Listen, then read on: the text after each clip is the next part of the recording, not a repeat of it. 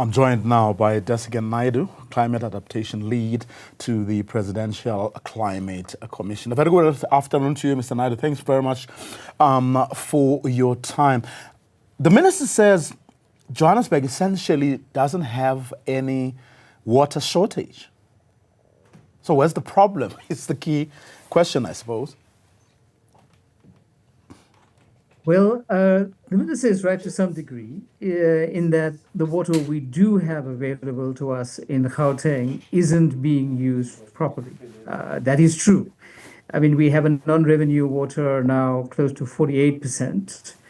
And I just want to point out that our country average for 2011 in the big study that the Water Research Commission had done at that time, it was 37%. So we've downgraded by 10% in that period of time. So that part is true, that we're not sufficiently using what we currently have available. And if we did, we would not be in the notion of crisis, but it doesn't mean that we would be at the levels of water security that we actually need. Because the other factor that we're not counting in strongly enough is, in fact, the impact of climate change. And the climate change is telling us in the models that folk are doing, and in particular, the folk at WITS with the Global Change Institute, they're saying that one of the first tipping points for South Africa will be a day zero in Gauteng. And this is on the back of a changing climate, much higher occurrence of the heat wave phenomenon, and an evaporation index that is really, really difficult. And we could be in very serious trouble if this emanates. But then we are not dealing with the part of the problem that we are actually responsible for or in control of. And talking about the leaks, non-maintenance of infrastructure and the like. Yes, all of that is absolutely true. And this is a story that we've been talking about for the better part of 30 years, actually, since we passed the really revolutionary act in 1998, the National Water Act. And we knew exactly then what was needed as an investment. We wanted to invest in the governance so that we could empower people to take very direct charge of their water security. And we haven't fully implemented that. We were very clear that we have to be innovative and have a technological capacity that would be able to, for an arid country like South Africa is, to be able to manage its water in a way that maintained the high levels of water security. We were supposed to institute a very major water demand management and water conservation strategy. And there were very early successes in that, like Working for Water, for example, that did extraordinarily well, and we needed to keep up that momentum. So all of that needed to happen for us to avoid being where we currently are now, and to avoid being in an even worse position going into the future. Because let me make 2 points about this non-revenue water. The one point is that there is direct leaks in the system. The current estimate is anywhere between 25 and 30% of already treated, purified water going to the person that uses it first, and that's the leak. The leak uses it before you can get it. The second is you're saying that 47% of the revenue that you should be getting back, because you're already paying for it as a municipality, as a water board, you're not getting back because you're either not billing properly or you're not collecting on those bills. That's half the revenue that's lost that should be available to do all of this maintenance work and new infrastructure that we have inside the system. But then, I know I earned someone's wrath last week. We were talking, in fact, it was a guest we had on the show who was also talking about how the Lesotho Highlands project also affects this or impacts this water crisis.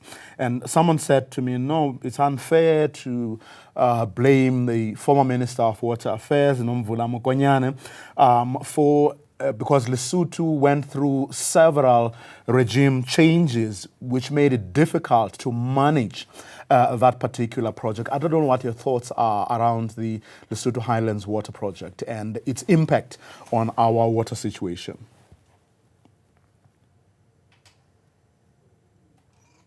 Well, it has a very large impact. In fact, the mainstay of supply for Gauteng is, in fact, the water from Lesotho. We also import water from the Eastern Cape. We also import water from northern KwaZulu-Natal, in addition to what actually falls in this part of the world. But the mainstay definitely is Lesotho.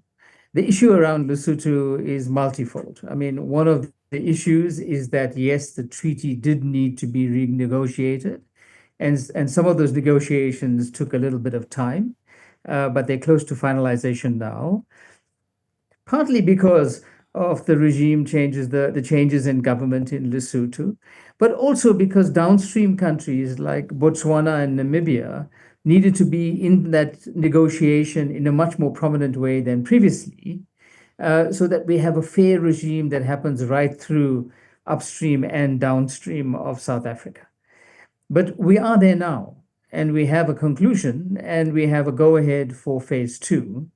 And the 2028 timeline, which is the current timeline, even if it slips a little, is the one that we have to stick to as best we can. But we also need to do a few more things around that. And some of those few more things is that we must also ensure the integrity of the catchments that are catching that water inside Lesotho to make that water available to us in South Africa. Because the environmental degradation is a factor. The climate change issue is a factor because it might shift the rainfall patterns, and we have to mitigate all of those and have a much smarter plan around how we go forward. And the whole issue about continuous monitoring of the system is paramount. You know, we are in a delicate situation in Gauteng. And because Gauteng is the economic heartland of the country, it produces more than 1/3 of the GDP, a water crisis in Gauteng that stops the machinery of this economic heartland will affect the country economically very, very negatively. We still have to talk, of course, about what we can do to mitigate whatever climate change challenges that we are going to have. Yes, we do. Look, in the short term, as hard as it is for you and I living in this part of the world, is that we have to be completely obedient to the restrictions. They are absolutely necessary. There is a small water budget available, and we have to make sure that that small water budget that is available for the essential things. So any wastage beyond that, with us wanting to do things that were generally normal at this time of the year, like watering your gardens or using your swimming pool, is completely out of the question. We simply have to go through that. But in parallel, the institutions that matter really need to up the game. Joburg Water needs to up its game. The city of Tshwane needs to up its game around how the water is managed at municipal level. And Rand Water has to be supported as the partner to ensure that we will have longer-term water security inside the system. It's absolutely paramount.